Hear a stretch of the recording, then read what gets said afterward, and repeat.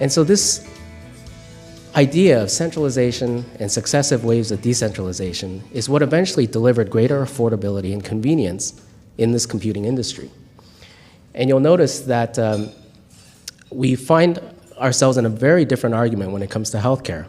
Because in healthcare, as we'll soon see, we're still very much trapped in a highly centralized world where hospitals and their satellite institutions tend to dominate the landscape.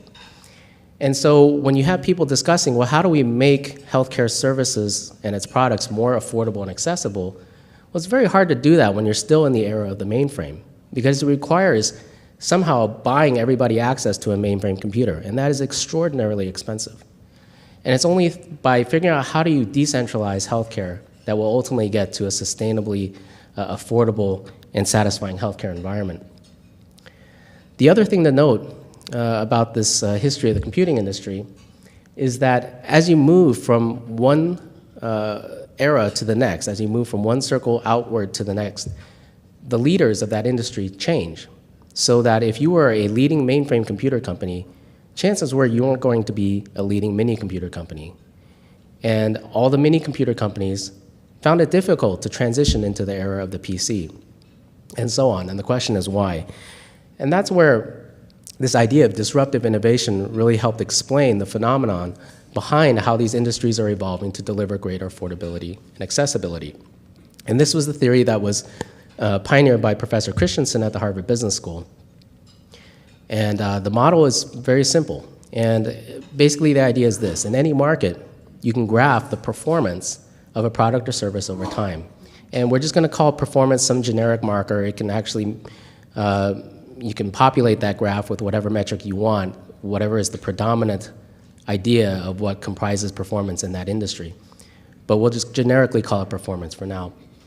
You can illustrate two lines of performance improvement on this graph. The first, here in red, basically reflects the ability of customers to use performance improvement in that market. So it slopes upward because customers learn how to use more and more functionality.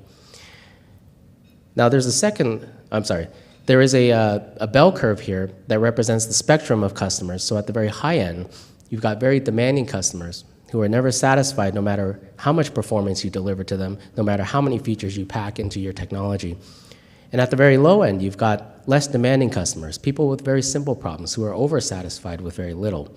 But most of us sit in that big part of the bell curve, and that's reflected by this red dashed line. There's a second trajectory here, though, here in blue. And this reflects the pace of performance improvement that's introduced by innovative companies year after year.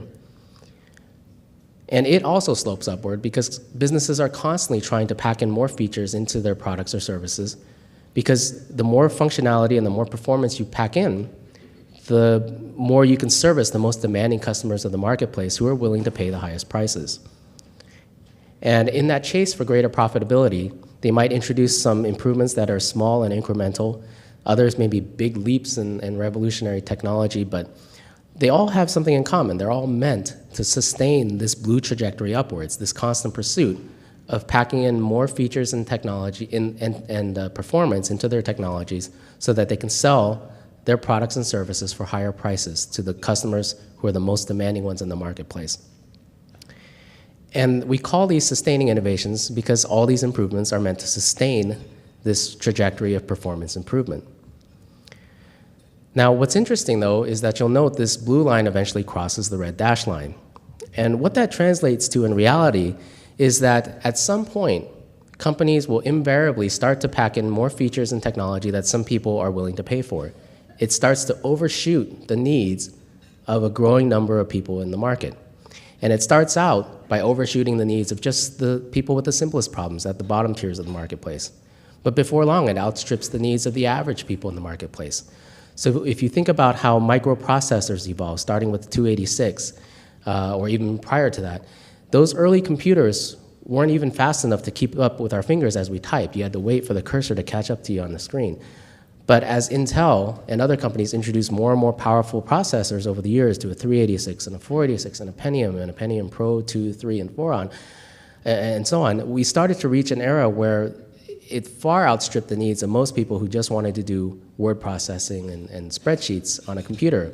And that's what opened the door to a new product or service that could come in and deliver just good enough performance and not necessarily the same performance that the Intel microprocessors could. And that's what allowed some of these new products and services to come in. And when that happens, we call it a disruptive innovation. And so a disruptive innovation is something that if you were to compare it head to head against what's already out there in the marketplace, it actually doesn't look as good. But it's good enough for at least some tier of the marketplace that is willing to accept that trade-off in return for greater convenience and accessibility or lower prices, rather than performance that they don't need. Now, when it comes to sustaining innovations, very often what we find is that an incumbent company, an existing leader, is almost always the company that introduces the next generation of better performance. But when it comes to disruptive innovations, that is greater affordability, greater convenience, it's almost always a new entrant that comes into the marketplace and builds that product or service. And once again, this helps, the answering why that is, helps us understand why, when I described the evolution of the computing industry, we saw such turnover as you move from one era to the next in the leading companies. And to illustrate why, let's think about yourself as a leader at a mini computer company. And your business model is predicated upon building machines that sell for $250,000 a piece at 45% gross margins. Now, there will be people in your company pitching you the next year's proposal for your next generation product or service. And many of these will promise mini computers that you can sell for $500,000 a piece at 60% gross margins. They're more powerful. They're basically the next generation of what you already built.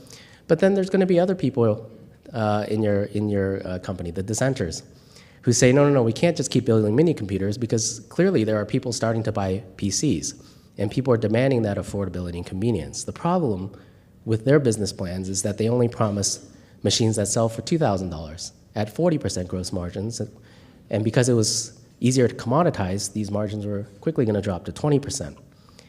And just from a strictly financial standpoint, it becomes easier to understand why it's so difficult to convert from a high-profit, high-margin model that's been successful for you for many years and suddenly switch that off and turn you into a company that builds something that makes you less money. But it doesn't just stop there. The fact is the whole business model that was built around the mini computer era was not suited for making PCs. Not only was it difficult to survive on those low margins, the people you hired, the computer engineers that you hired at your mini computer company, were there because they wanted to build mini computers. And PCs were essentially more of a commodity. It did not require or utilize much of their talent or engineering ability. And so they rejected any proposal where they had to build some of these more rudimentary machines that they felt was an insult to their talent and intelligence.